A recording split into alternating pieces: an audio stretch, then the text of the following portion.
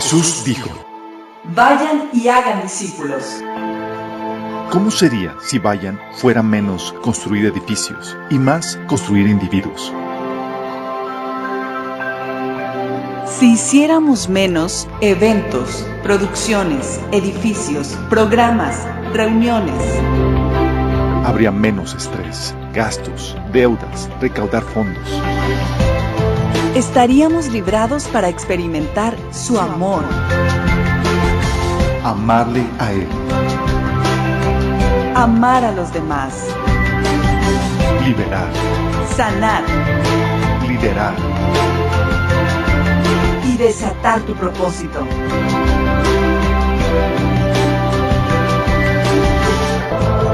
Esto es discipulado. Esto es la Iglesia.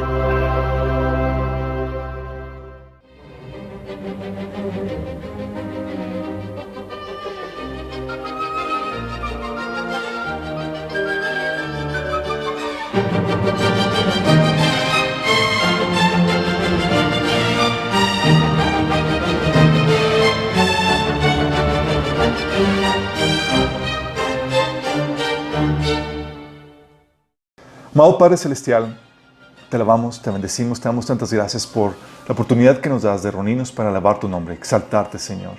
Es un privilegio, Señor, reunirnos con ese propósito, Señor. Queremos que te sigas moviendo con libertad en medio nuestro, Señor, que hables a través de mí, que cubras mis deficiencias, Señor, y me ayudes a transmitir tu mensaje con claridad, Señor, que tu palabra se siembre en los corazones de los que estamos aquí presentes, de los que están escuchando este audio y este video, Padre, y aún los que vienen en camino, Señor. Bendícenos, Señor, en tu palabra, que podamos producir el fruto que tú deseas para nuestras vidas, Señor, que podamos ser hombres discernidos en el área de la política, de gobierno, Señor. En nombre de Jesús, amén. Ok, esta es la sesión 8 ya. Está el bosquejo publicado en la página de Minas, se llama Gobierno en el AT y en el NT. AT para abreviación para Antiguo Testamento y NT para abreviación de Nuevo Testamento, para los que no están muy familiarizados con la abreviación. Y estamos, ya es la séptima sesión, la octava sesión, y hemos platicado de por qué la necesidad de hablar de política. Es un tema que hemos platicado que casi no se habla en la iglesia. De hecho, parece que es un tema, juntamente con este y el de sexo, y de cantar es un tema así medio tabú. Sí, de hecho, cuando le estaba platicando a gente que le estamos viendo esta serie, dice, estás hablando de política y religión, pero esos temas no se hablan, no se mezclan. Y yo, tienen todo que ver. hay ignorancia ahí. Te recomiendo un taller que estamos dando. Entonces, vimos la importancia de por qué hablar de esto. Vimos por qué la política y la religión son inseparables, ¿se acuerdan? También vimos cómo las diferentes religiones dan forma a las diferentes cosmovisiones que moldean el panorama político, social político de una sociedad. Vimos cómo las diferentes cosmovisiones dan luz a las diferentes propuestas de autoridad para el gobierno, ¿sí? Y la autoridad para el gobierno, habíamos comentado que la propuesta cristiana es que es una institución limitada, ¿sí? Como toda autoridad que la Biblia enseña que es limitada a una área de la actividad humana. No es encargado de hacer todas las cosas dentro de la sociedad. Está limitado a la defensa y de los derechos y obligaciones entre personas y comunidades y organizaciones privadas por medio del poder de la fuerza, habíamos platicado. Y también habíamos platicado que el poder legislativo, por lo mismo, del gobierno, no puede poner reglas, leyes dentro de la esfera privada, ¿se acuerdan? Es solamente la esfera pública y dentro de las instituciones de gobierno, organizaciones de gobierno. Dentro de la esfera pública, lo único que puede hacer el gobierno es regular o poner las normativas necesarias para que se respeten los derechos y obligaciones dentro de la esfera privada. Cosa que habíamos comentado, que la esfera privada se regula bajo el principio de voluntariedad. Cada quien es libre de asociarse, de unirse y contraer los compromisos que se requieran, pero sin violar los derechos humanos o los derechos que Dios estableció para cada individuo y organización. Todo eso lo vimos. Y vimos los derechos dados por Dios, ¿se acuerdan? Los derechos humanos. Platicamos a detalle eso. Y vimos, ¿alguien se acuerda cómo Satanás utiliza los derechos humanos en contra nuestra? ¿Alguien se acuerda? Cambia. ¿Cambia qué? Les da la vuelta. ¿Les da la vuelta? Lo bueno lo hace malo y lo malo lo hace Los derechos, al definirlos, al mal definirlos, a usar la definición de Dios, lo utiliza efectivamente Satanás para hacer de lo bueno malo y lo malo bueno, ¿se acuerdan? Habían platicado de que, oye, ¿qué pasaría si convenciéramos a la gente de que Caín tenía el derecho de matar a Abel? Estaríamos diciendo que fue algo bueno, algo que realmente es malo. ¿O qué pasaría si dijéramos que los apóstoles, los sacerdotes y los fariseos tenían el derecho de prohibir, de quitar la libertad de expresión que tenían los apóstoles para compartir el evangelio? Estaríamos diciendo de algo bueno, que es la libertad de expresión, algo malo. ¿Se acuerdan? Y esos ejemplos habíamos platicado y cómo también el abuso consiste en que el gobierno define los derechos humanos y extiende sus funciones, abusa mal definiendo los derechos humanos y utiliza esas definiciones para extender sus funciones. ¿Recuerdan que hemos dicho? Dice, oye, pues todos tienen derecho a la educación. ¿Y quién? ¿Quién es el encargado? Porque cuando es un derecho tú puedes exigirlo. ¿Sí? ¿A quién vamos a obligar que te dé la educación? Pues el gobierno se apunta. Con eso va adquiriendo funciones y va expandiendo su poder, habíamos platicado. Sin embargo, aquí cuando hablamos de derechos y formas, ya entrando en materia de la temática de hoy, bien, si algo hemos visto es que la Biblia enseña una propuesta de gobierno constitucional, un gobierno enfocado a un área de la actividad humana, un gobierno pequeño, y se enseña el respeto a los derechos humanos dados por Dios. Todo eso lo vimos, lo hemos estado viendo. Pero, ¿qué de los pecados que se sancionan en el orden público?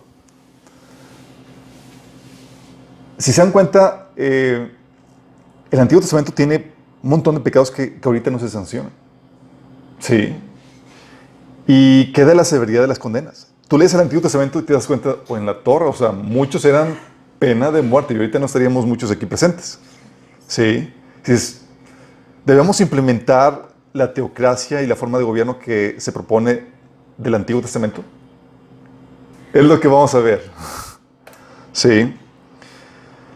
Hay diferencias en el modelo de gobierno que vemos en el Antiguo Testamento versus el modelo propuesto dentro de la era cristiana para el gobierno. Sí. Y es algo que quiero que entiendan muy bien. Hay una diferencias de gobierno. En el Antiguo Testamento, por ejemplo, se establece un ojo por ojo, diente por diente. Y en el Nuevo Testamento se establece un pon la mejilla. ¿Sí? Ya habíamos comentado, por ejemplo, en Éxodo 21, 23, donde viene este pasaje. Dice, el castigo debe ser acorde a la gravedad del daño, vida por vida, ojo por ojo, diente por diente, mano por mano, pie por pie, quemadura por quemadura, herida por herida, moretón por moretón. O sea, parejito. Sí, parejito. En el Nuevo Testamento, Jesús dice, en Mateo 5, del 38 al 42, ¿ustedes han oído que se dijo ojo por ojo, diente por diente? Bueno, ¿qué creen? Pero yo les digo, no resisten al que les haga mal. Si alguien te da una bofetada en la mejilla derecha, devuélvele también la otra. Ya, mi conciencia mi subconsciente me traicionó. Vuélvele también la otra. No, o sea, que ponga esta mejilla. Si alguien... El pastor dijo, no, fue una...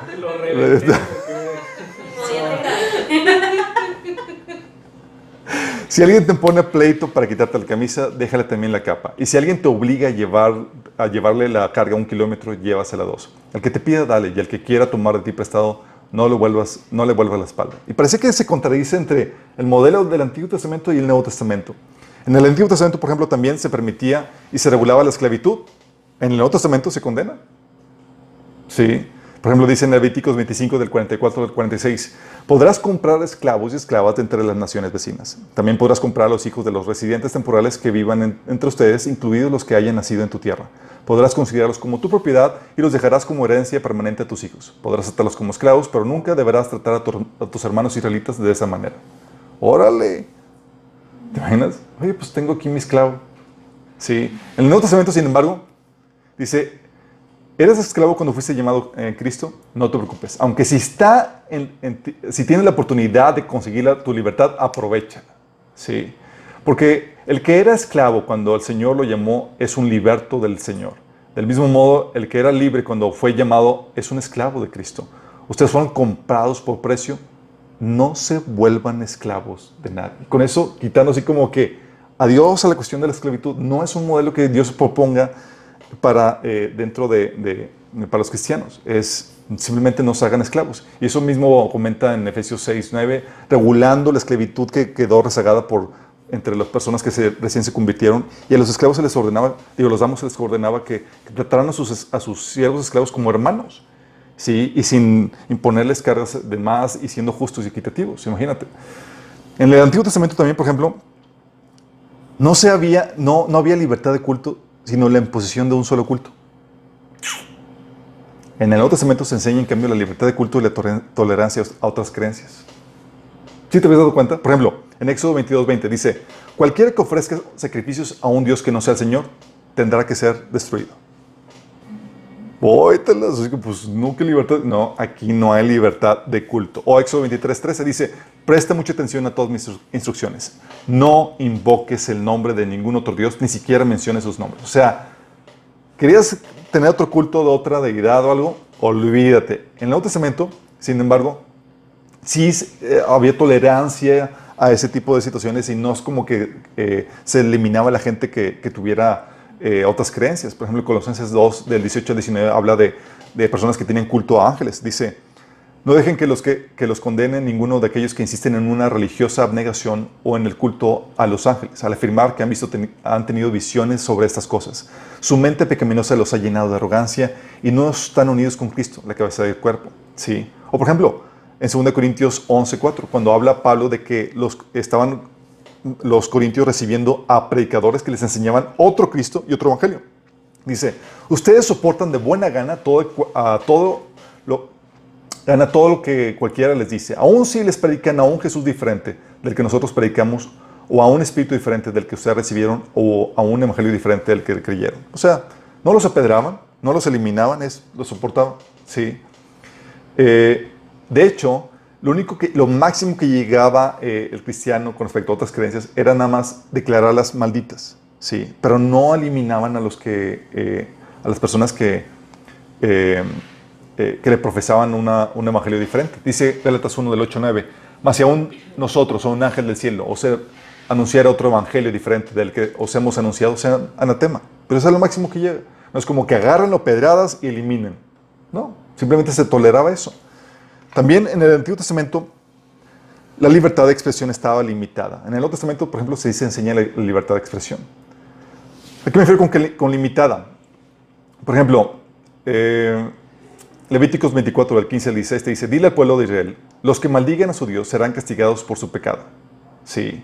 Todo el que blasfeme el nombre del Señor morirá apedreado por toda la comunidad de Israel. Ahorita, ¿qué tal la blasfemia contra Dios? ¿Hay algún apedreado muerto por alguien? No. Sí. Nada que ver. Dice, por ejemplo, Deuteronomio 13, del 6 al 8, dice, si tu propio hermano, o tu hijo, o tu hija, o tu esposa amada, o tu amigo íntimo trata de engañarte y en secreto te insinúa, vayamos a rendir culto a otros dioses, dioses que ni tú ni tus padres conocieron, dioses de pueblos cercanos o lejanos que abarcan toda la tierra. No te dejes engañar ni les hagas caso. Tampoco le tengas lástima. No te compadezcas de él ni lo encubras. Ni dudes en matarlo. O sea, cualquiera que te invitara a un culto de otro Dios era pena de muerte. O sea, libertad de expresión, nada que ver. Sí. En el Nuevo Testamento, sin embargo, sí se fomenta. Sí. Por ejemplo, habla en Judas 1:8 de esos falsos cristianos que dicen que de la misma manera estos individuos, llevados por sus delirios, contaminan su cuerpo, desprecian la autoridad y maldicen a los seres celestiales. ¿Y los apedrean? ¿Les hacen algo? No, está la tolerancia, ¿sí? En el Antiguo Testamento, por ejemplo, también se castigaba el ocultismo. ¿Con qué crees que se castigaba? Con pena capital. ¿Alguien se le encontraba jugando Ouija? No había Ouija en ese entonces, pero ponle tú. El equivalente, sí. Dice, por ejemplo, Éxodo 22:18, no dejes con vida a las hechiceras. ¿Hechiceros? Sí, pero hechiceras, no. No, obviamente, hechiceros y hechiceras. Y todo así como que... Levíticos 20:27 dice, los hombres o mujeres de entre ustedes que actúen como mediums o que consulten a los espíritus de los muertos deberán morir apedreados. Son culpables de un delito de muerte. ¿Por qué ahora no, chicos? En cambio, en el Nuevo Testamento, te ves, por ejemplo, en Hechos 19, del 18 al 19, ves a personas que practicaban brujería y ocultismo y al contrario, nada más se les invitaba a que se arrepintieran y habla de que incluso llegaban a quemar sus libros, pero no pasaba de eso. O sea, no es como que, aquellos que están practicando ocultismo, apedrearlos, ¿no? Era, arrepiéntanse y quemen sus cosas y a los que no, pues tranquilos, ¿sí? También en el Antiguo Testamento se exterminaban a las naciones paganas que habían llegado al colmo de sus pecados y en el Nuevo Testamento, al contrario, se busca salvarlos. Sí. Éxodo 33, 55 dice, sin embargo, si no expulsas a los habitantes de la tierra que vas a conquistar, los que se queden serán como astillas en sus ojos y espinas en sus costados. Los acosarán en la tierra que habitan. Deuteronomio 18, del 9 al 12 dice, cuando entres en la tierra que te da el Señor tu Dios, no imites las costumbres abominables de esas naciones. Nadie entre los tuyos deberá sacrificar a su hijo o hija en el fuego, ni practicar adivinación, brujería o hechicería, ni hacer conjuros, servir de mediums espiritistas, consultar a los muertos. Cualquiera que practique estas costumbres será abominable al Señor, y por causa de ellas el Señor tu Dios expulsará de tu presencia a esas naciones. Sí. En el Nuevo Testamento eso es lo máximo que llegaba. Había algún idólatra, alguien que tenía eso, era nada más, no te juntes con ellos, si es que es hermano. En 1 Corintios 9, del 5 del 9 al 10. ¿Sí? En el Nuevo Testamento, en el Antiguo Testamento las condenas entonces eran muy severas. Y en el Nuevo Testamento, siendo la pena típica a aplicar era la pena de muerte. En el Nuevo Testamento se deja vivir a mucha gente. ¿Sí? Levíticos 20:10, si alguien comete adulterio con la mujer de su prójimo, tanto el adúltero como la adúltera serán condenados a muerte. Sí. Y en el Nuevo Testamento ves el cambio con Jesús, por ejemplo, en Juan 8, del 3 al 8, dice, mientras hablaban los maestros de la ley religiosa y los fariseos, le llevaron a una mujer que había sido sorprendida en el acto de adulterio. La pusieron en medio de la multitud. Maestro, le dijeron a Jesús, esta mujer fue sorprendida en el acto de adulterio. Todavía no me imagino cómo fue este asunto. ¿Cómo sorprendes a...? ¿Y por qué nada más trajeron a la mujer y no al tipo? Mi conclusión, paréntesis, es que él era un romano y con esos no te metes. Soldadillo, pausa. Sí. Dice, fue sorprendida en el acto de adulterio. Dice, la ley de Moisés manda apedrearla. ¿Tú qué dices? Y sí, manda apedrearla. Entonces intentaban tender una trampa para que dijera algo que pudieran usar en su contra, pero Jesús se inclinó y escribió con el dedo en el polvo. ¿Por qué querían tenderle una trampa? Porque los romanos le habían quitado la pena capital al pueblo judío. No podían quitarle la vida a nadie sin permiso del imperio romano. Entonces, si lo hacían, pues obviamente ya tenían la razón para llevarse a Jesús preso, ¿no? Dice, como ellos seguían exigiéndole una respuesta, él se incorporó nuevamente y les dijo, muy bien, pero el que nunca haya pecado, que tire la primera piedra. Luego volvió a inclinarse y siguió escribiendo en el polvo. ¿Qué está escribiendo en el polvo? Algunos dicen que está escribiendo la lista de pecados de algunos. ¿Ya viste el tuyo? ¿Ya viste el tuyo? Sí. Aquí lo máximo es, oye, es un idólatra, es un estafador, es un adúltero, pues no te juntes con ellos si es cristiano. Es todo, ¿sí? Son diferencias muy marcables del Viejo al Nuevo Testamento, ¿no? Y hay gente por eso dice, no, pues no entiende realmente por qué ya no lo aplicamos o cómo está la dinámica. Incluso dicen que la disciplina del Antiguo Testamento de los hijos no se debe aplicar también en el Nuevo Testamento, pero no. Con respecto a la disciplina de los hijos, chicos, la disciplina física, sabemos que la integridad física es un derecho, ¿sí? Pero la Biblia enseña que el hijo, entre tanto es menor de edad, en nada se diferencia a un esclavo. Y los esclavos los amos tenían derecho a disciplinarlos físicamente, imagínate, ¿sí? De hecho, por eso Proverbios 13:24 dice que, y Proverbios 19:18 y otros pasajes más que vimos en el taller de Padres Sabios, habla de la disciplina a los hijos, ¿sí? Pero sin caer en el abuso. Y eso lo mencionamos en el taller de Padres Sabios. No se puede disciplinar llevando al abuso al niño. Y la Biblia enseña eso en pasajes de Deuteronomio 25 del 2 al 3 y Éxodo 21. Pero definitivamente hay diferencias. Y la pregunta aquí del $1,000,000 es, ¿por qué es esta diferencia? ¿Por qué no apedreamos a la gente? ¿Por qué dejamos que la gente practique el ocultismo? ¿Por qué? No se la puedes devolver. ¿Por qué no se la puedes devolver? El nuevo pacto. Gracia. Nuevo pacto. Entonces el Antiguo Testamento estaba mal y el modelo tolerante del Nuevo Testamento es correcto. El antiguo pacto estaba imperfecto. Estaba imperfecto. Ok, para entender esto hay que entender las diferencias cruciales entre el Viejo y el Nuevo Pacto. ¿Vamos? ¿Me acompañan en este recorrido? Primero, tienes que entender que hay diferentes propósitos para el pueblo de Dios. Tanto Israel es el pueblo de Dios como la iglesia es el pueblo de Dios. Pero el propósito de Israel como nación era conquistar una tierra y establecer en ella el gobierno de Dios para recibir las bendiciones de dicho reino. ¿Vamos? Ese es el propósito. ¿Por qué razón Dios sacó al pueblo de Israel de Egipto? Para llevarlo a conquistar la tierra prometida, establecer una teocracia, el reino de Dios y cosechar las bendiciones. Es la tierra de promesa donde fluye leche y miel. ¿Sí? Y la ley de Dios y el culto debían establecerse en todo ese territorio que Dios les estaba dando. Y era necesario establecer la ley de Dios y el culto de Dios para poder cosechar las bendiciones del reino de Dios. ¿Sí? Por ejemplo, Levíticos 26, del 3 al 12 dice: si se conducen según mis estatutos y obedecen fielmente mis mandamientos, yo les enviaré lluvia a su tiempo y a la tierra y los árboles del campo darán sus frutos. La trilla durará hasta la vendimia y la vendimia durará hasta la siembra. Comerán hasta saciarse, vivirán seguros en la tierra y traerán paz. Yo traeré paz al país y ustedes podrán dormir sin ningún temor y traeré a la tierra las bestias salvajes y no habrá guerra en este territorio. Perseguirán a sus enemigos y entonces ante ustedes caerán a filo de espada. 5 de ustedes perseguirán a 100 y 100 de ustedes perseguirán a 10,000. Y ante ustedes sus enemigos caerán a filo de espada. Y empieza a citar un montón de bendiciones que viene producto del reino de Dios en ellos, en esa sociedad, de establecer esa teocracia. ¿Sí? Por eso también las naciones paganas del lugar habían sido ya juzgadas por Dios y el dictamen de Dios merecían la muerte. ¿Sí?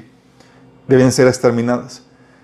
Y como el propósito de Dios con el pueblo de Israel era constituir un gobierno, una nación donde pudieran establecer el gobierno de Dios para recibir sus bendiciones, debían de quitar todos los opositores a la ley de Dios y todos los que tenían un culto diferente a Dios, porque se iba a establecer por completo ese culto y ese gobierno monopólico de Dios. Debían ser eliminados. ¿Sí?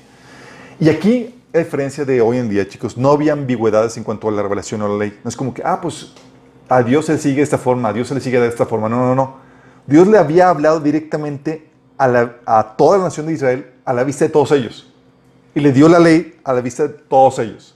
Sabían con claridad cuál era la revelación que debían seguir y sabían con claridad cuál era el camino de Dios a seguir. ¿Sí? No es como que, pues es que tal libro, el libro mormón, sabían con claridad, no había ambigüedades en cuanto a la revelación o la ley.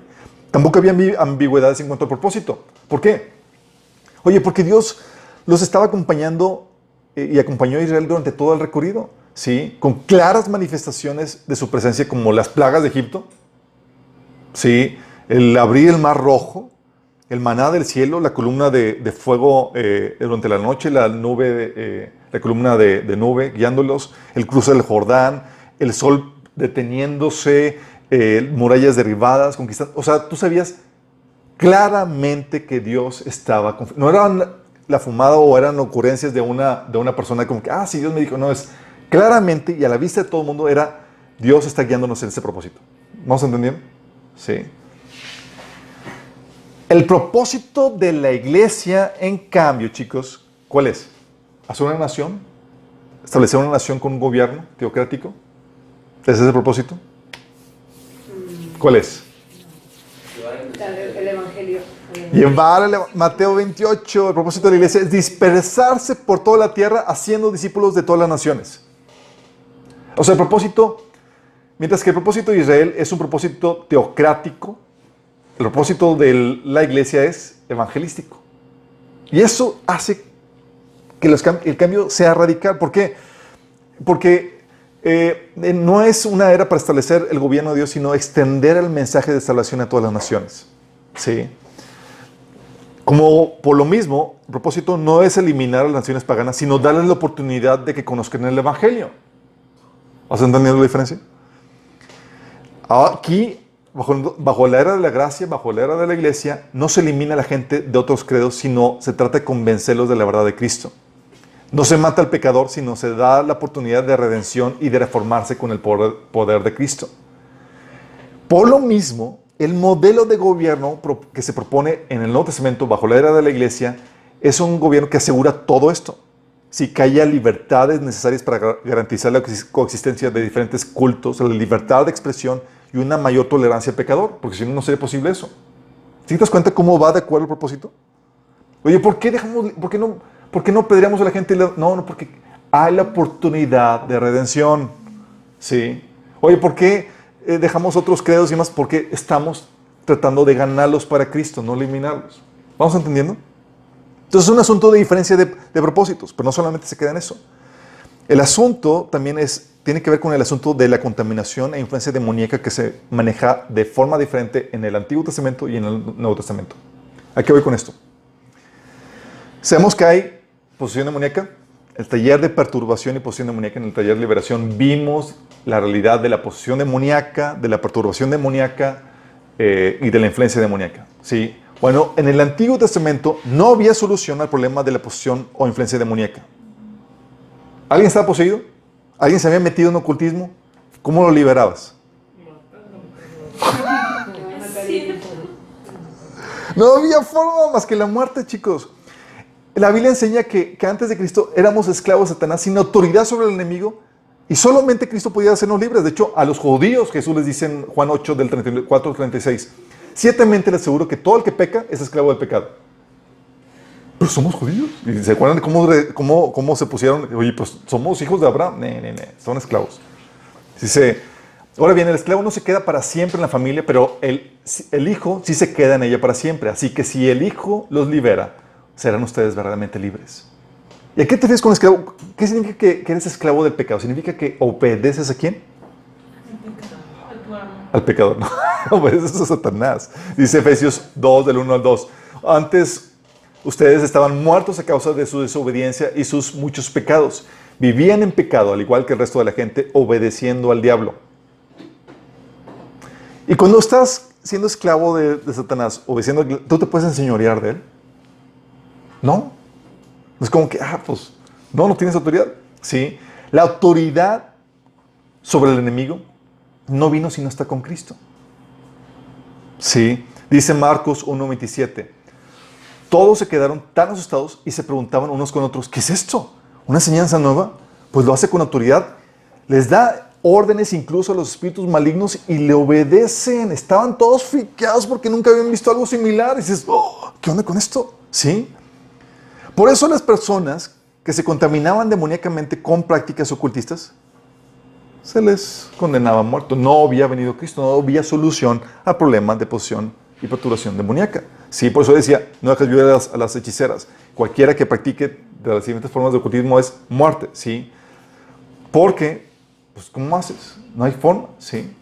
Para poder solucionar esa problemática. Y no solamente tiene el problema de posesión demoníaca que no había solución en el Antiguo Testamento, sino que la influencia espiritual, la Biblia enseña que era sutil, pero muy poderosa. Pues con sus prácticas daban base legal al operar demoníaco en un lugar, chicos. ¿Y se acuerdan cuando vimos el taller de perturbación? ¿Qué pasa cuando hay un operar demoníaco ahí? Los demonios no se quedan ahí nada más viendo a la gente. Tratan de ¿qué? Seducirlos, influenciarlos, manipularlos. Por eso en Éxodo 34, del 15 al 16, dice, tengan mucho cuidado de no hacer ningún pacto con los habitantes de la tierra que vas a ocupar, pues de lo contrario serán para ti una trampa. ¿Qué era? ¿Por la mera influencia física? No, por la influencia demoníaca que ellos estaban atrayendo. ¿Sí? Dice, derriba sus altares, haz pedazos sus piedras sagradas y sus imágenes de las diosas Acera. No adores a otros dioses porque el Señor es muy celoso. Su nombre es Dios celoso. No hagas ningún pacto con los habitantes de esa tierra porque se prostituyen por ir tras sus dioses y cuando les ofrecen sacrificios a esos dioses te invitarán a participar de ellos. Y si casas a tu hijo con una de sus mujeres, cuando ella se prostituya para ir tras sus dioses, inducirá a tu hijo a hacer lo mismo. Por eso era muy celoso Dios con respecto a la influencia de otras naciones. Porque sabía que había un operar demoníaco que podía seducir a la gente, ¿sí? Por eso también Deuteronomio 7, del 25 al 26 dice, pero tú deberás quemar al fuego las esculturas de sus dioses, no codices la plata, el oro que lo recubren, ni caigas en la trampa de quedarte con ellas, pues es algo que aborrece el Señor tu Dios. No metas en tu casa nada que sea abominable. Todo eso debe ser destruido. Recházalo y detésalo por completo para que no seas destruido tú también. Porque, ¿se acuerdan de lo que habíamos platicado? ¿Qué pasa si traes objetos de ocultismo y de idolatría a tu casa? Base legal. Son objetos de contacto, ¿qué significa? ¿Se acuerdan? Base legal. Da base legal para que haya demonios operando e influenciando en ese lugar. Traen maldición. ¿Sí te das cuenta? Y sin la solución de Cristo, pues, sí, aquí el Señor dice, tienes que eliminarte. Entonces no había mejor forma de resguardar al pueblo de Israel de dicha influencia espiritual más que exterminando las naciones paganas de ese lugar. ¿Me explico? Por eso dice en Números 33 del 52 al 53, echaréis delante de vosotros a todos los moradores del país y destruiréis todos sus ídolos de piedra y todas sus imágenes de fundición y destruiréis todos sus altares altos y echaréis a los moradores de la tierra y habitaréis en la tierra porque yo os lo he dado para que sea vuestra propiedad. ¿Sí te das cuenta cómo está contrastando eso? La influencia espiritual demoníaca que puede tener las naciones juntamente con sus cosas y sus prácticas. Era eliminarlo por completo. En el Nuevo Testamento sí hay solución. Si es que si estás endemoniado o algo, hay solución. Hay solución y hay antídoto contra la influencia y contaminación demoníaca. En el Nuevo Testamento, ¿qué crees, chicos? Sí tenemos autoridad. Lucas 19 dice, sí, les he dado autoridad a ustedes para pisotear serpientes y escorpiones y vencer todo el poder del enemigo y nada les podrá hacer daño. ¿Te das cuenta? Órale, ahora sí tienen el poder. Sí, dice Marcos 16, 18, podrán tomar serpientes en las manos sin que nada les pase y si beben algo venenoso no les hará daño. Pondrán sus manos sobre los enfermos y ellos sanarán. Y aquí estoy hablando obviamente de las serpientes, es símbolo de los demonios. Sí, por eso los demonios se someten en el nombre de Jesús. ¿Se acuerdan cómo llegaron los discípulos? Contentísimos porque se sometían los demonios. En Lucas 10, 17 dice, cuando los 72 regresaron, dijeron contentos, Señor, hasta los demonios se nos someten a tu nombre. ¿Y qué les dijo Jesús? Sí, gocémonos. No, hombre, chicos, alégrense porque sus nombres están escritos en el... Sí. Marcos 16, 17 menciona eso, que se expulsarían los demonios en el nombre de Jesús. Entonces tenemos autoridad y podemos librar la batalla directamente con el ente espiritual que está causando daño. En el Antiguo Testamento no había forma. Sí.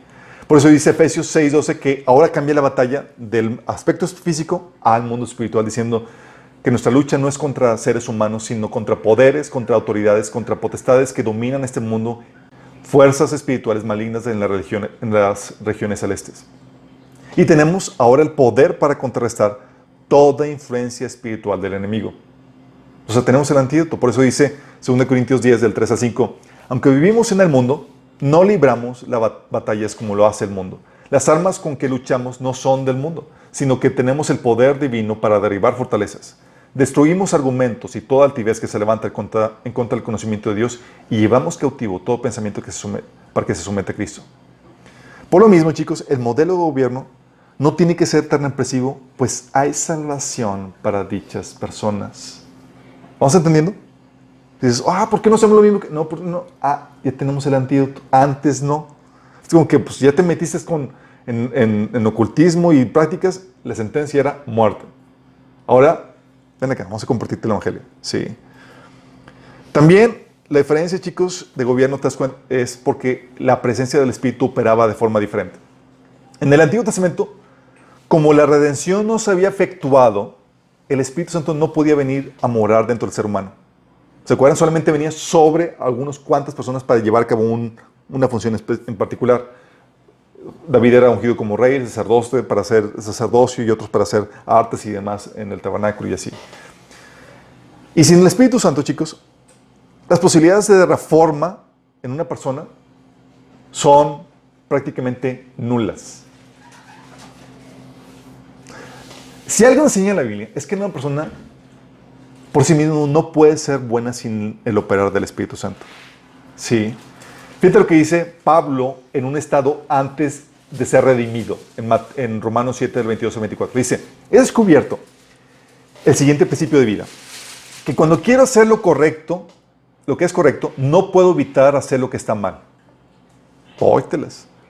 O sea, quiere hacer lo correcto y no puedo evitar hacer lo que estaba mal. Dice, amo la ley de Dios con todo mi corazón, pero hay otro poder dentro de mí que está en guerra con mi mente. Ese poder me esclaviza el pecado que todavía está dentro de mí. Soy un pobre desgraciado. Dices, ¿cuál es la solución? Y menciona que la solución está en Cristo en los siguientes versículos. ¿Sí? Por eso la Biblia dice en Romanos 8, del 5 al 9, que una persona que vive de acuerdo a la naturaleza pecaminosa, es decir, sin el Espíritu Santo, es imposible que pueda someterse a la ley de Dios o agradar a Dios. Entonces, ¿cómo le haces? ¿Sí? Por eso casi no hay casos de conversiones en el Antiguo Testamento, chicos. Son muy raros. ¿Sí? ¿Sabes cómo se refrenaba la gente sin el Espíritu Santo? ¿Alguien sabe? ¿Cómo se refrena a personas sin el Espíritu Santo? Para que hagan lo malo. Para que no hagan lo malo. Con la palabra de Dios. Pues ahí tienes Pablo que quería hacer, pero no podía, porque estaba...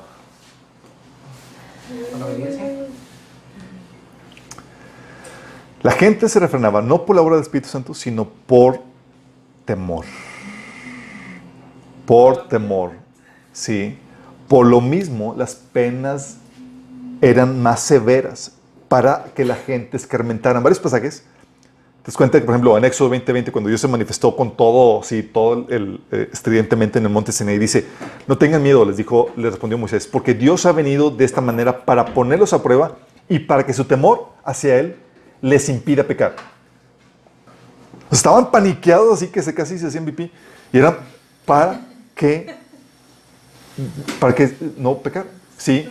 En otros casos, por ejemplo, cuando se imponían penas severas, dice Deuteronomio 13:11, dice, entonces todo Israel oirá y tendrá temor y ya nadie volverá a actuar con tanta perversidad. ¿Te das cuenta? Era pena severa para que la gente escuche, escarmiente y tenga miedo. Y lo mismo repite en Deuteronomio 17:13, dice, todo el pueblo lo sabrá y tendrá temor y dejará de ser altivo. O Deuteronomio 19:20 que dice, entonces el resto del pueblo se enterará del caso y tendrá temor de cometer semejante maldad. ¿Sí te das cuenta? Deuteronomio 21:21 lo repite. Entonces todos los hombres de la ciudad lo pedrarán hasta matarlo. Así extirparás el mal que hay en medio de ti y todos en Israel lo sabrán y tendrán temor. No, pues así sí. Así sí, exactamente. ¿Vas entendiendo? Es la verdad. Vamos a hablar de eso cuando veamos de la naturaleza del hombre, que es una parte esencial para entender la configuración de gobierno. Pero te ayudas a entender por qué la diferencia entre el Antiguo y el Nuevo Testamento. Ahorita, chicos, por el operar del Espíritu Santo, es que no sabes qué tanto efecto tiene el Espíritu Santo en nosotros en la configuración del gobierno. Porque ahora podemos ser buenos por el operar del Espíritu Santo en nosotros. ¿Sí? No se necesita tanto escarmiento ni que las penas sean tan severas en ese sentido. Obviamente, nuestra gente no cristiana, sí, pero nosotros venimos a ser la sal y la luz en medio de la sociedad. También, en el Antiguo Testamento, chicos,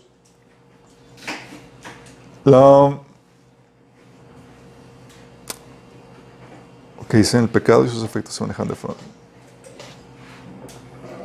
Me salté uno, chale. Sí, me salté uno. Ok, ahorita. En el Antiguo Testamento, con la redención de Cristo, en el Antiguo Testamento entonces la gente escarmentaba solamente con el temor, ¿se acuerdan? En el Nuevo Testamento, con la redención de Cristo, el Espíritu Santo puede morar dentro del hombre trayendo la renovación en la persona y en la sociedad. ¿Qué fue lo primero que hizo Jesús cuando resucitó? ¿Alguien se acuerda? Vino con los discípulos. Cuando resucitó. Cuando resucitó. Fue el infierno. No, pero cuando predica. Juan 20, 19, 22. Tan pronto resucitó, dice, al atardecer de aquel primer día de la semana, estando reunidos los discípulos a puerta cerrada por temor a los judíos, entró Jesús y poniéndose en medio de ellos, los saludó. Y lo que hizo fue, acto seguido, sopló sobre ellos y les dio el Espíritu Santo. Sí.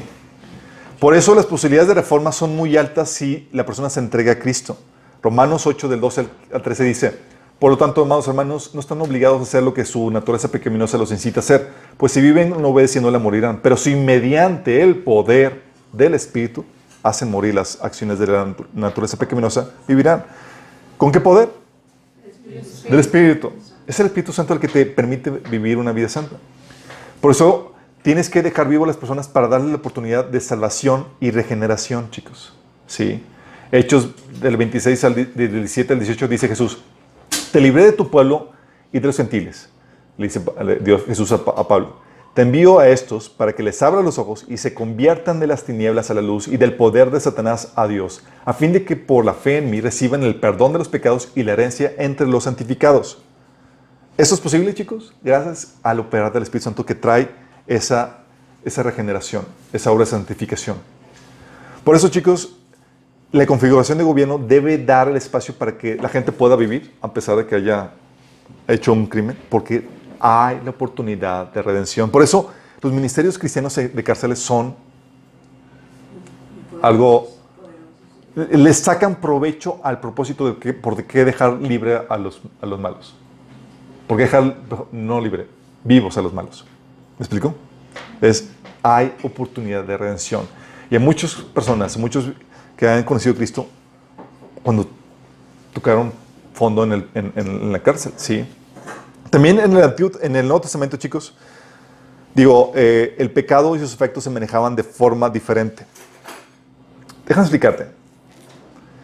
En el Antiguo Testamento, el pecado con sus efectos en la sociedad se debía restringir al máximo.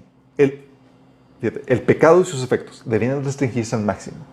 ¿Para qué? Para asegurar las bendiciones del reino de Dios. ¿Se acuerdan? Todos sabemos que el pecado es individual, pero siempre afecta a más gente. ¿Sí? La Biblia, por ejemplo, dice en 1 Corintios 5, del 6 al 7, que un poquito de pecado, que dice, leuda toda la masa. ¿Va a afectar? Sí. A todos, ¿sí? Éxodo 25 dice, Señor, que yo visito la maldad de los padres sobre los hijos hasta la tercera y cuarta generación. O sea, contamina más gente, ¿sí?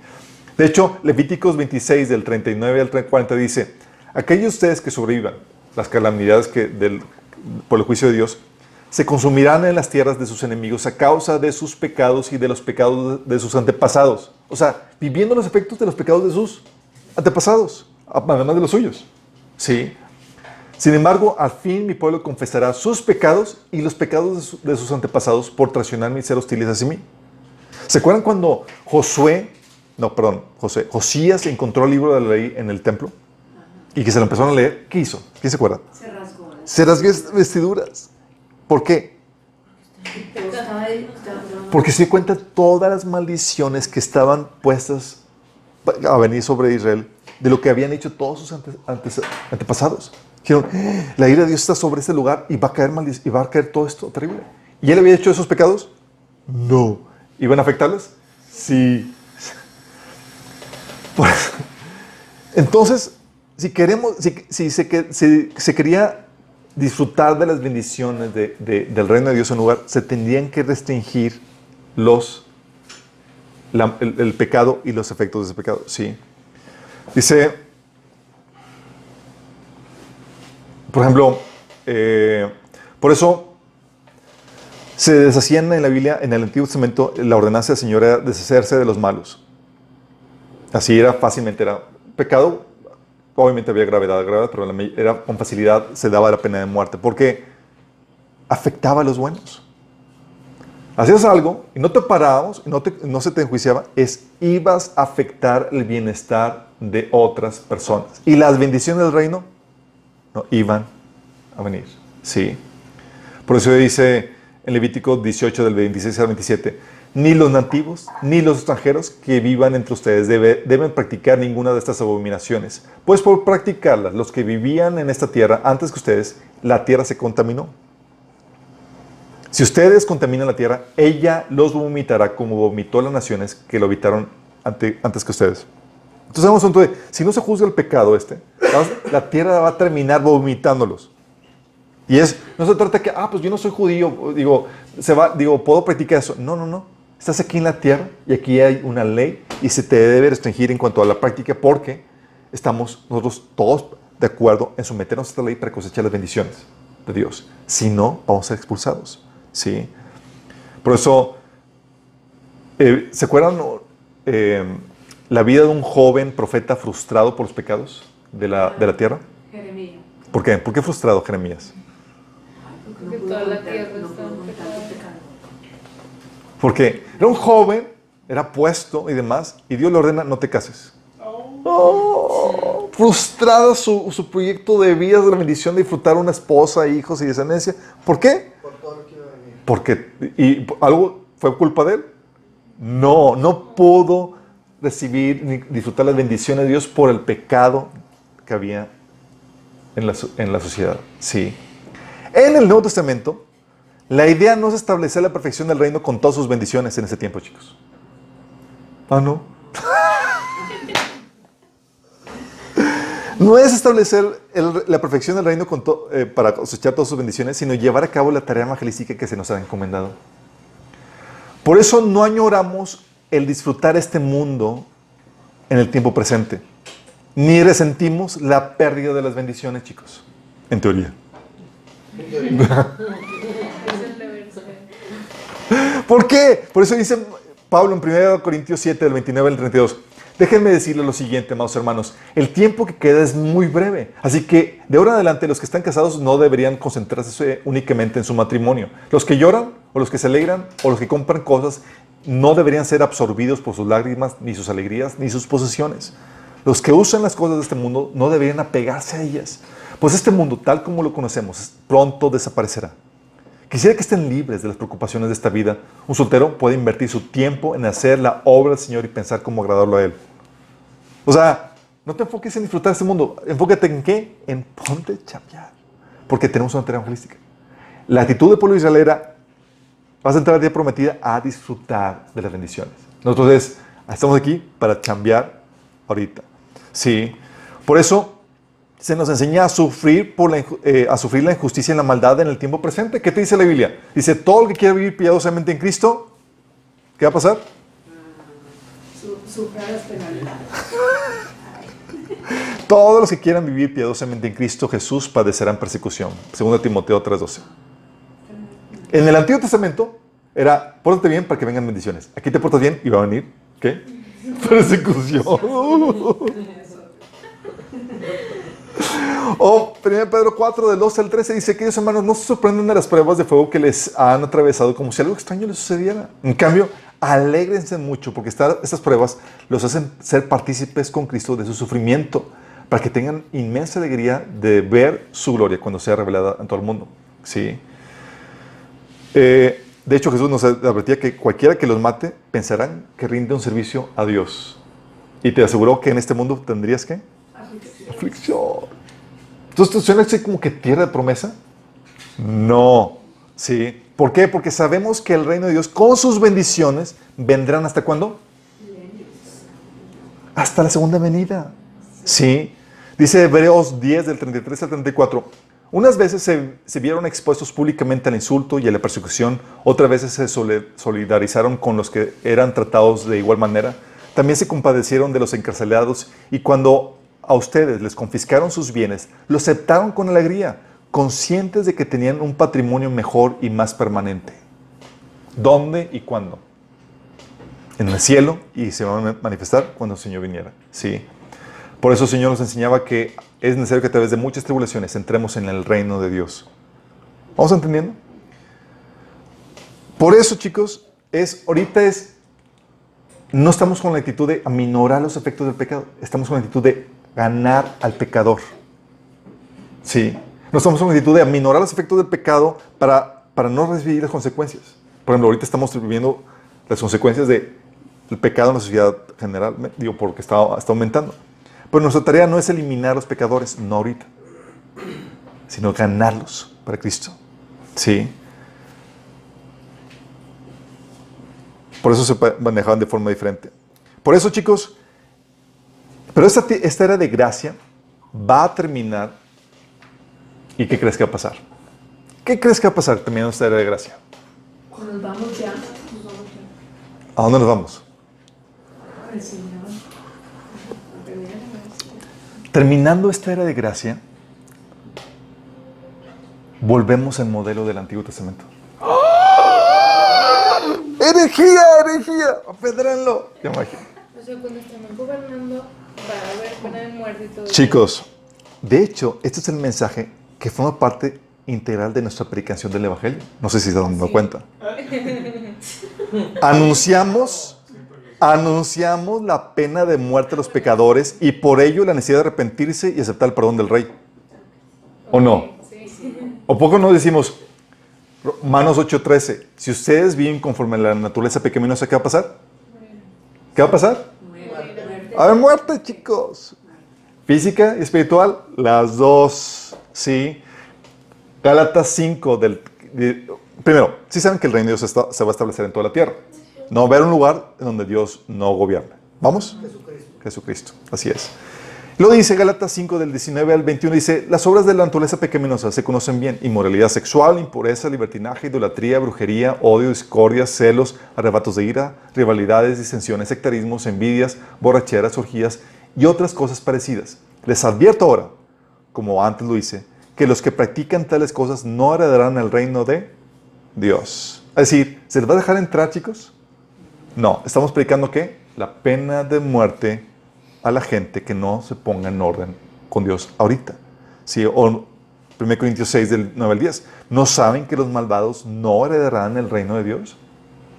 ¿Qué predicamos, chicos? ¡Ey! Arrepiéntete porque los malos no van a heredar el reino de Dios. O sea, el reino de Dios se va a establecer aquí. A ti no te va a dejar entrar. ¿Qué significa? ¿Que me van a quitar la vida? Sí. Y nomás los buenos, y nadie puede ser bueno sin el Espíritu Santo.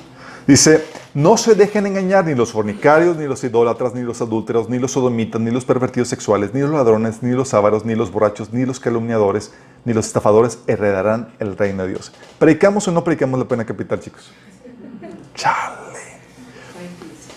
Lucas 13 del 2 al 5. Fíjate lo que dice Jesús.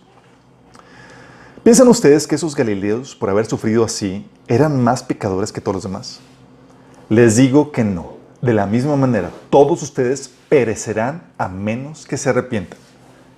¿Qué estaba haciendo Jesús? ¿Anunciando qué? ¿La pena de muerte? Sí. ¿O piensan que aquellos 18 que fueron aplastados por la torre de Siloé eran más culpables que todos los demás habitantes de Jerusalén?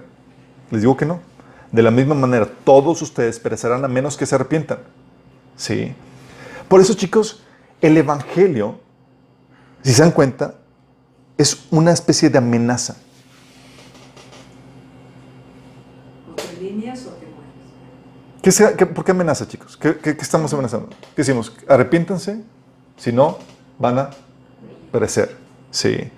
Por eso Jesús decía en Marcos 1 del 14 al 15, después de que Juan fue encarcelado, Jesús vino a Galilea predicando el Evangelio del reino de Dios, diciendo, el tiempo se ha cumplido, el reino de Dios se ha acercado, arrepentidos y creed en el Evangelio. ¿Cómo que el reino de Dios se ha acercado? Esa es la analogía que ya se ha puesto antes. Es como se envía, ¿se acuerdan cómo se conquistaban a las ciudades de antaño? El ejército estaba ya cerca y mandaban a la embajada. Los embajadores ríndanse por las buenas. Y a los que se rindan, nos vamos a dejar con vida. A los que no, lo mismo que está haciendo Jesús es, el reino de Dios viene a establecerse en esta tierra. Arrepiéntanse y creen en el Evangelio. Los que no, van a ser eliminados. Sí.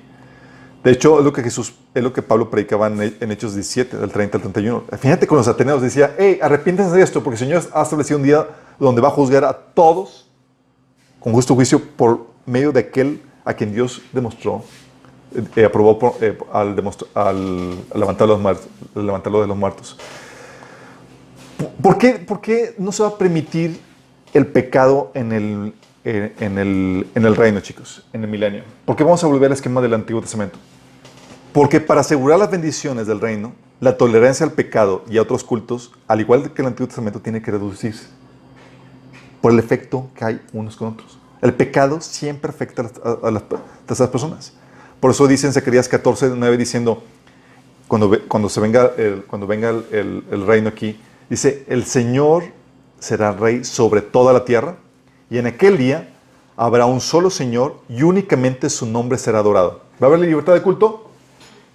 No. Sí.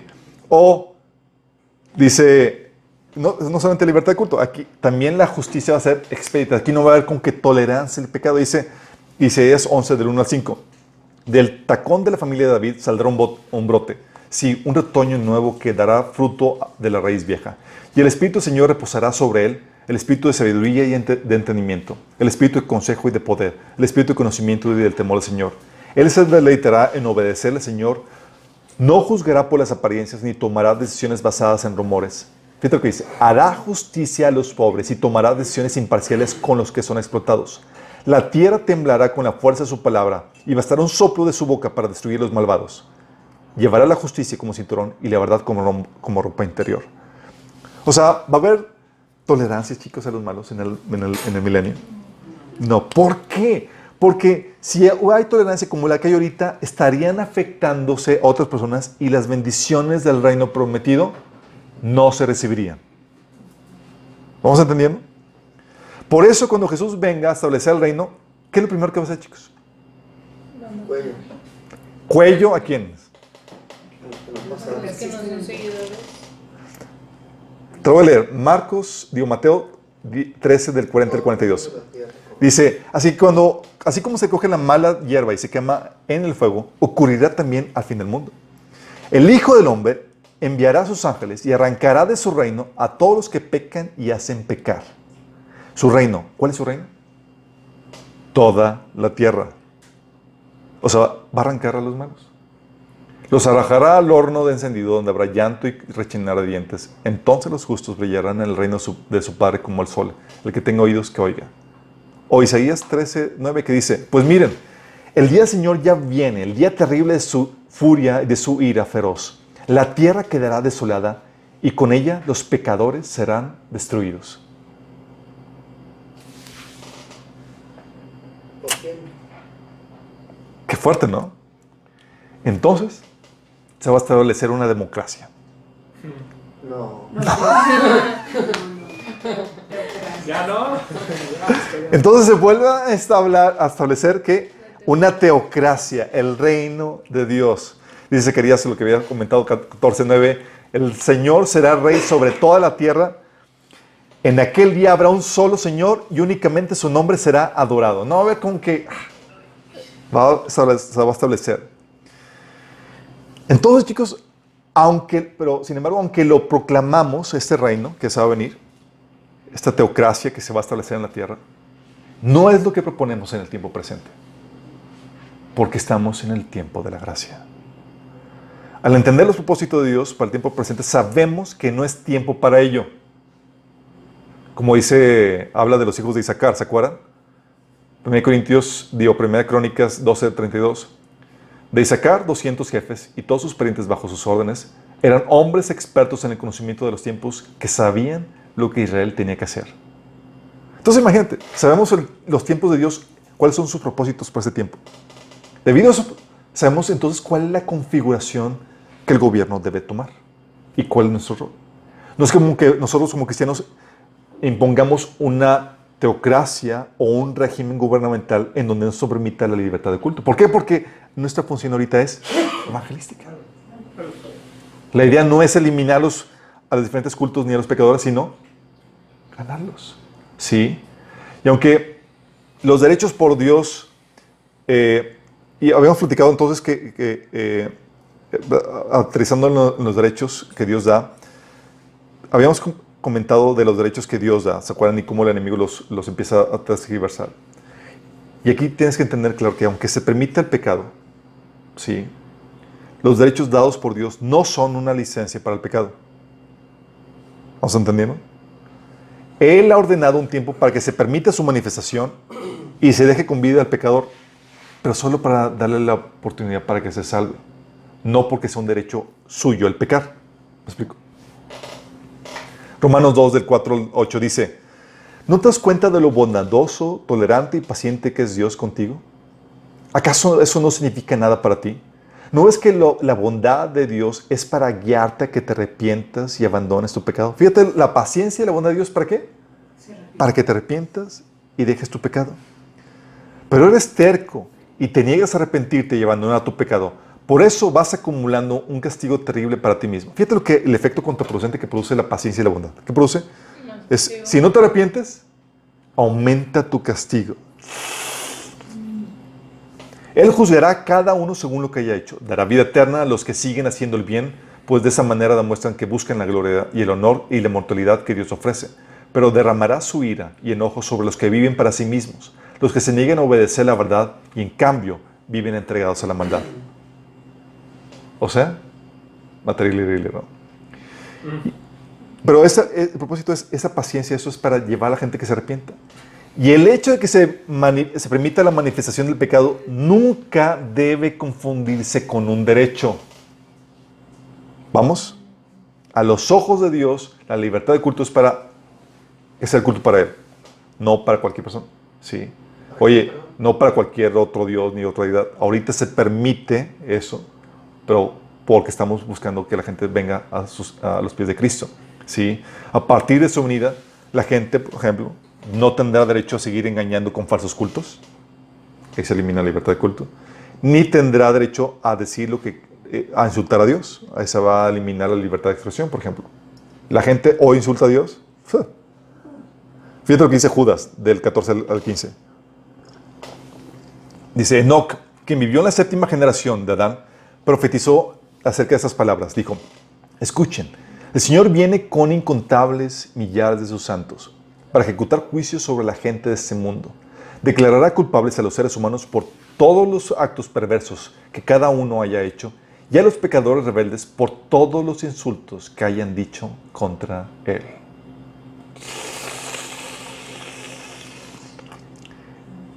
Y no se vale con que, pues borro todos los insultos que puse en mi Facebook.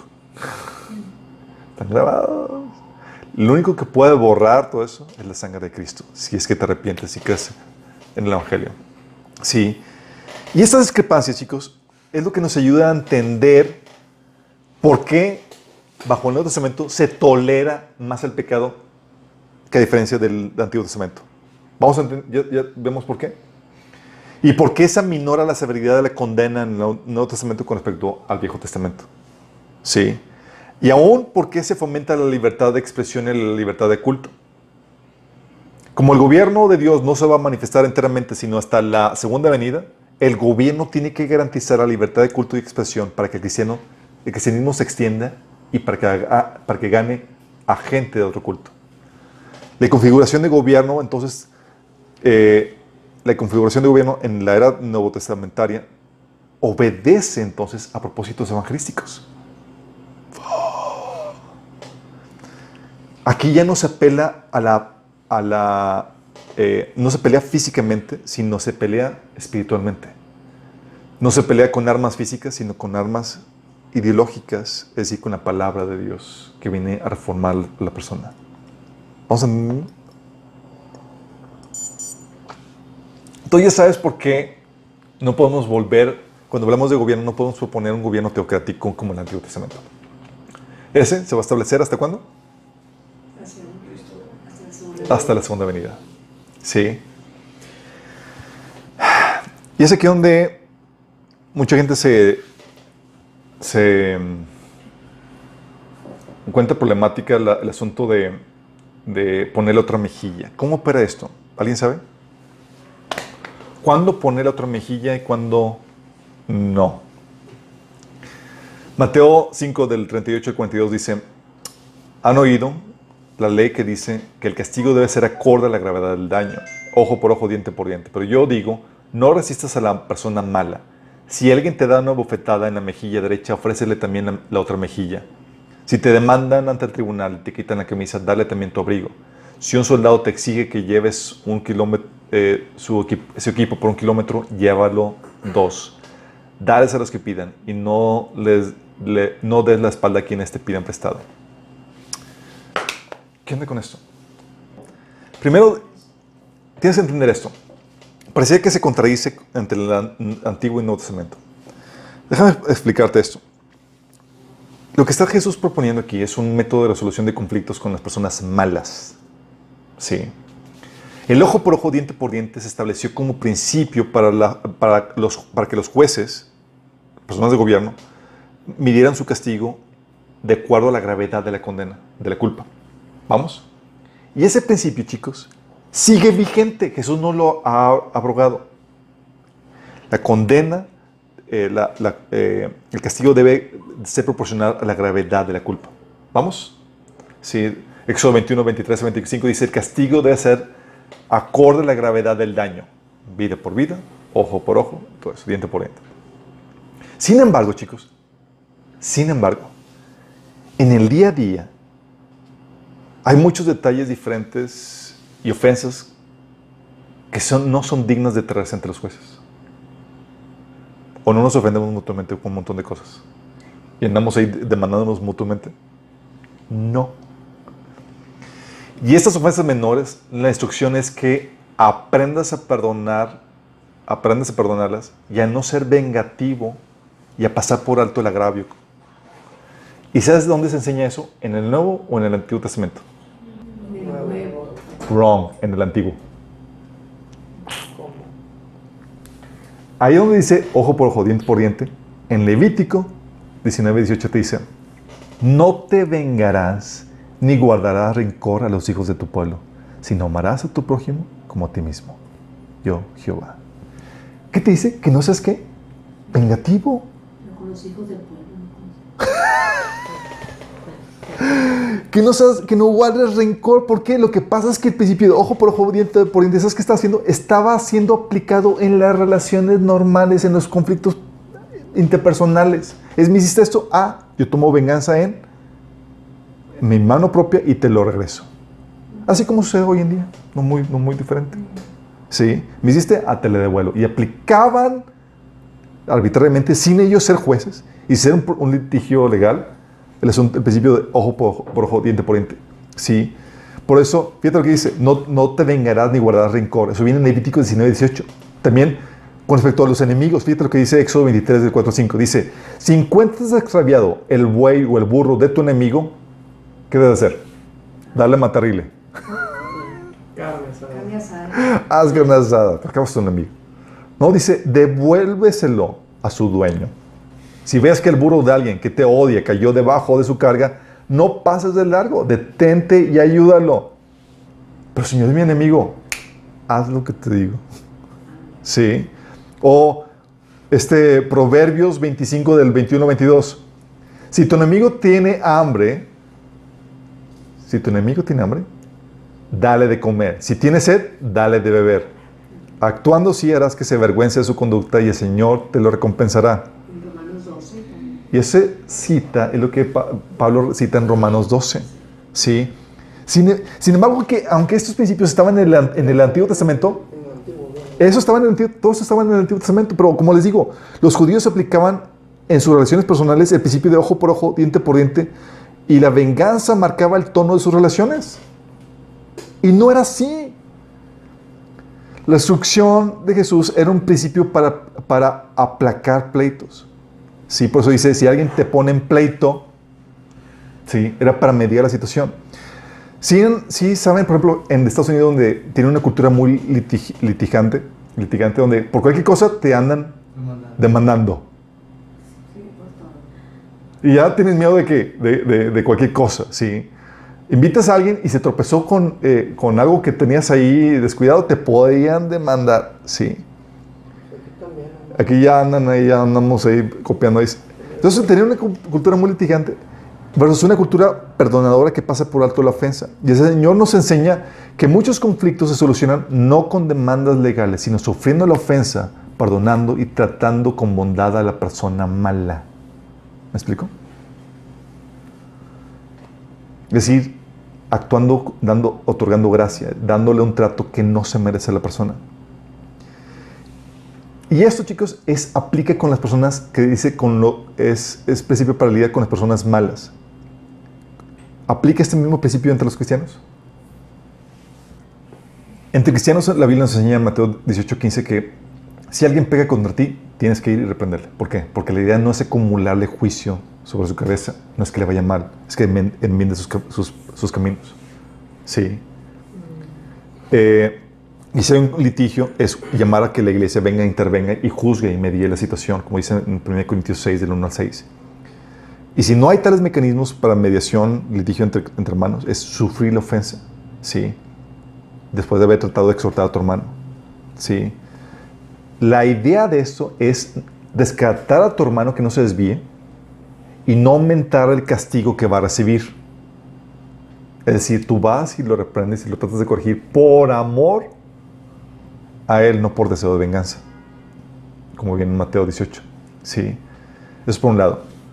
Todo eso lo utilizaba Dios. Jesús establece esto como un método de resolución de conflictos con las malas personas y también con propósito evangelístico, chicos. Esto tiene sentido, ¿no? Porque es medio complicado compartir el evangelio a alguien a quien le partiste la cara por un agravio que te hizo. O sea, le dicen la torre y háblate de Cristo. ¿Sí me explico? No tiene mucha coherencia. ¿Y cuál es el principio que gobierna de la iglesia? Es el propósito evangelístico. Es, te voy a compartir. Y por causa de compartirte, me aguanto. ¿Sí? O sea, no es congruente que después de haberte vengado, vengas luego y compartas el amor de Cristo que nos da el perdón y que nos enseña a perdonar a otros. Y digo, y ya después de que te vengaste, sí. Lo que realmente impacta es el mensaje del evangelio sumado a un comportamiento perdonador que sufre la ofensa y devuelve bien por mal. ¿Sí les ha tocado? Es algo que el Señor tuvo que enseñarme a la fuerza, donde cuando estaba en Michigan les había platicado que uno de los chicos que se hospedaban en la casa, de la familia, rompieron un montón de cassettes míos, es decir, los destruyeron. Y yo agarro y le doy una tunda bien merecida. Pero el problema es que yo le estaba compartiendo de Cristo. Pequeño detalle. Entonces, ¿qué tenía que hacer? Tenía que pedirle perdón y aprender a ¿qué? Sufrir la ofensa por causa de su alma. ¿Has entendido? No es otra razón. O sea, en el milenio, chicos, si a alguien se le ocurre darte una bofetada, ¿se puede declarar hombre muerto? ¿Ahorita? No. Sí. También esto, lo que el Señor propone, es como una estrategia para que se ejecute la perfecta justicia de Dios sin vernos implicados. ¿A qué me refiero con esto? Es lo que dice la Biblia. Dice Proverbios 24, 17, 18. No te alegres cuando caiga tu enemigo, ni se regocije tu corazón ante su desgracia. No sea que el Señor lo vea y no lo pruebe, y aparte de él su enojo.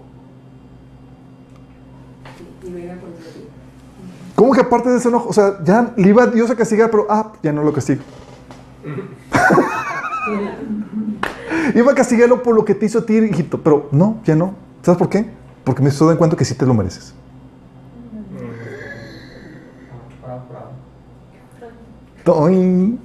Sí, porque si se lo devuelves o reaccionas en desamor, inhibes la justicia de Dios, pues tomará el trato de tu enemigo como algo que realmente te merece.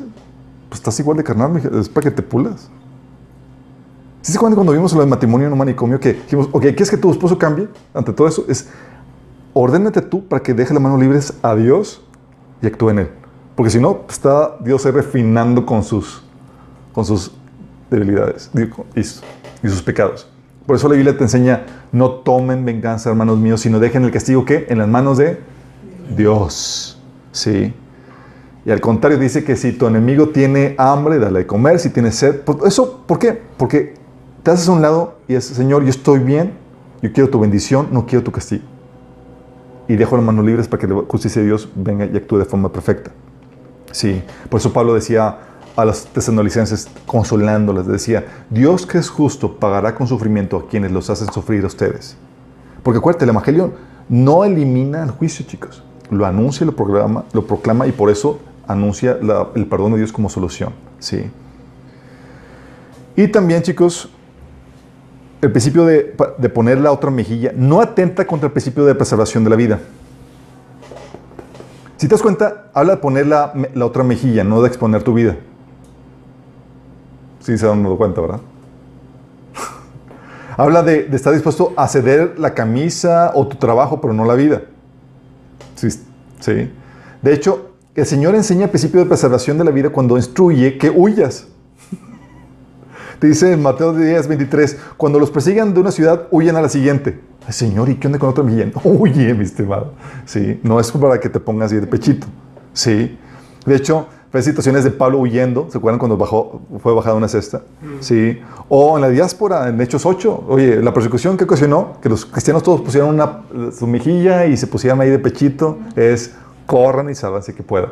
Sí. De hecho, Jesús mismo eso hizo. En Juan 11, del 53 al 54, dice que cuando los fariseos y los sacerdotes convinieron en quitarle la vida, dice que por eso Jesús ya no andaba en público entre los judíos, sino que se retiró más bien a una región cercana al desierto, a un pueblo llamado Efraín, donde se quedó con sus discípulos. Resguardaron su vida, chicos, porque su tiempo no había llegado. Sí. Y sin embargo, chicos, nosotros debemos estar como cristianos dispuestos a sufrir por Cristo. ¿Sufrir qué tipo de cosas? Insultos, despojos, injusticias, golpes y muerte. Porque a veces donde no vas a poder, te van a agarrar, chicos, no va a haber forma de huir, ¿sí? Y tienes que estar dispuesto a entrar al toro por los cuernos, ¿sí? No negar la fe. Entonces no atenta la preservación de vida, ni atenta contra el principio de defensa personal o de prójimo, ¿sí? Déjame aclararte esto, y hay gente que lo confunde. La defensa personal no es venganza, sino es el parar un daño que está siendo ejecutado. ¿Vamos? Por eso Éxodo 22 del 2 al 3 dice, si se sorprende a un ladrón en el acto de forzar la entrada a una casa y durante el enfrentamiento se le mata a golpes, la persona que mató al ladrón no es culpable de asesinato. ¿Qué estaba actuando en? Personal. Pero si sucede a la luz del día, el que mató al ladrón sí es culpable de asesinato. O Lucas 22, 36, ¿te acuerdas cuando Jesús ordenó a sus discípulos que se compraran espadas? Dice, les dijo, pues ahora, el que tiene una bolsa, tómala y también alforja. Y el que no tiene espada, venda su capa y compra una. Señor. Sí. Tienes el caso, hay un pastor que se llama Samuel Childers, que se fue a misiones creo que fue a Nigeria. Y él estaba compartiendo a los niños de las familias, huérfanos y demás. Y él, ¿sabes qué tuvo que hacer? Ante las guerrillas que están haciendo, tuvo que agarrar las armas para defender a los niños. Hay una película. ¿Cómo se llama? Sí, hay una película que habla acerca de eso. ¿Por qué? Porque es parte de... De hecho, si hay una injusticia que ves el abuso y tú, como cristiano, creyente, no hagas nada al respecto. ¿Sí? Por eso la Biblia enseña que es correcto ir a la guerra para defender a la nación y demás. Es parte de la defensa personal. ¿Sí? Y Dios le ha dado el poder de la espada al gobierno para defender al inocente y castigar al malo, como dice en Romanos 13, del 3 al 4. O sea, no se lo quitó. No es como que, gobierno, pues quita, ponle hay que permitir que la gente sufra la injusticia. Ordena la justicia. Dice, no en vano lleva la espada, pues está al servicio de Dios para impartir justicia y castigar al malhechor. Al servicio de Dios para impartir justicia y castigar al malhechor. O sea, la injusticia no se quita, chicos, con eso. ¿Sí? Por eso el principio de ojo por ojo, diente por diente es dentro del juicio en una cuestión legal. ¿Sí? Y la defensa del prójimo, pero sin embargo la defensa del prójimo, hay que aclarar, no se hace arbitrariamente, sino conforme al propósito de Dios. Porque Jesús, por ejemplo, cuando lo defendieron, ¿se acuerdan? Pedro dijo, yo voy camino, si me defiendes o si pido una legión de ángeles, ¿cómo se cumple el propósito de Dios? ¿Sí? Y en otras ocasiones, como Pablo, ¿se acuerdan cuando Pablo mandó a su sobrino para que avisara al comandante para que le asignaron soldados, para que los resguardaran? Él sacaba provecho de la protección del gobierno, chicos. ¿Sí? Y este pasaje, el de poner la otra mejilla, tampoco es un llamado a no buscar justicia. Fíjate, Pablo dice, si yo soy culpable de haber hecho algo que merezca la muerte, no me niego a morir. Pero si no son ciertas las acusaciones que estos judíos formulan contra mí, nadie tiene el derecho a entregarme a ellos para complacerlos. Apelo al emperador. ¿Estaba apelando justicia, chicos? ¿Se estaba dejando pisotear? No es. Hay un sistema de gobierno, un sistema legal que me protege y demás, lo utilizaba a su favor. ¿Sí? O Pablo cuando decía en Hechos 16 al 37, dice, Pablo respondió, ellos nos golpearon en público sin llevarnos a juicio y nos metieron a la cárcel. Y nosotros somos ciudadanos romanos. ¿Ahora quieren que nos vayamos a escondidas? De ninguna manera. Que vengan ellos mismos a ponernos en libertad. ¡Órale! Y se venían a disculpar. ¿Por qué? Porque ese mandato de poner la mejilla no es un mandato a quitar o erogar la justicia. ¿Sí? 8:22, 25 dice, cuando notaron a Pablo para azotarlo, Pablo le preguntó al oficial que estaba ahí, ¿es legal que azoten a un ciudadano romano que todavía no ha sido juzgado? Y se pusieron a temblar. ¿Cómo? ¿Ciudadano romano? Sí. Porque muchas veces, debemos entender que muchas veces se produce un mal mayor si no se denuncia al malo, pues si no lo detienen al malo, más gente puede ser dañada. ¿Estás entendiendo? Y tú puedes acudir a buscar justicia en situaciones correctas. Pero concluyendo, con esto de poner la otra mejilla, hay ofensas o daños menores que por asuntos evangelísticos uno debe estar dispuesto a sufrir y soportar, sin buscar retribución, sino la salvación del agresor. Esto no es una orden a no huir y no quedarte indefinidamente en una situación de abuso, ni tampoco es una orden a no buscar la justicia. Sí, hay situaciones que por causa de la persona vas a tener que soportar, no acudir a la demanda, o a veces porque simplemente va a ser lo mejor para minorar el conflicto que hay entre las partes. Sí. Nosotros como cristianos sabemos que al final de cuentas que esta no es nuestra verdadera vida, sino que nuestra verdadera vida va a manifestarse cuando venga Cristo. ¿Sale? ¿Nosotros tenemos una idea más clara cómo opera todo esto, chicos? ¿Terminamos con una oración? Amado Padre, te damos gracias, Señor, porque podemos entender tu palabra, Señor, y entender los tiempos y los propósitos que tú has establecido para cada tiempo, Señor. Gracias, Señor, porque podemos entender por medio de tu palabra que ese es un tiempo de compartir tu palabra, de ser testimonio, de ser luz, Señor. Es un tiempo de gracia, Padre. Gracias por darnos la sabiduría y el entendimiento de que esto también afecta, Señor, la esfera de gobierno. Como es ahorita un tiempo de libertad de culto, de libertad de expresión, Señor. Y es un tiempo para que tu iglesia pueda ser luz y sal y ganar a la gente que está viviendo en pecado, Señor. Que podamos aprovechar este tiempo al máximo, Señor. Que podamos aprovechar esta libertad al máximo para que podamos llevar a cabo la tarea que tú nos has encomendado como tu iglesia, Señor, hasta que tú vengas. En el nombre de Jesús. Amén.